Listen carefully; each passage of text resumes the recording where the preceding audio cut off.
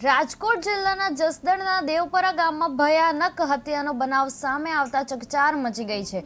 ઘરના મોભી જયરામ ઉર્ફે કાળુ સદાદિયાની તેમના જ કામકાજના સાથી ભાવેશ કુકડિયા દ્વારા તીક્ષ્ણ હથિયાર વડે કરુણ રીતે હત્યા કરવામાં આવી છે।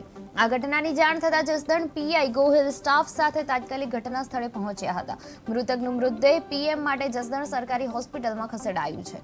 હત્યા પાછળનું ચોક્કસ કારણ હાલ અકબંધ છે। જો કે પ્રાથમિક વિગતો મુજબ જયરામભાઈ, તેમની પત્ની અને આરોપી 3 જણા જસદણના આટકોટ રોડ પર આવેલી દોરાની ફેક્ટરીમાં સાથે કામ કરતા હતા।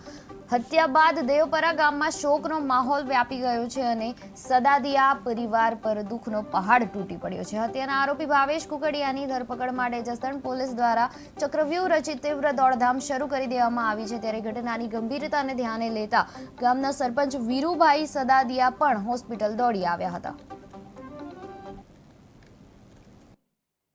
શું બનાવ બન્યો હતો? અમે રાતે વાળું કરીને સૂઈ ગયા હતા બે માણસ।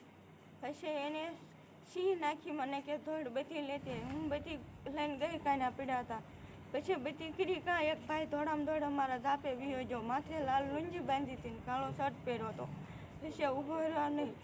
પછી મારા ઘરવાળાએ મને એમ કીધું કે તું મને તેડીને દાદાને ઓટે બેહાડ। પછી મેં ગોદડાનું ઓઠીકણ કરીને દાદાને ઓટે બેહાડ્યા અને ગામમાં ફોન કર્યો અમારા આવું એમ।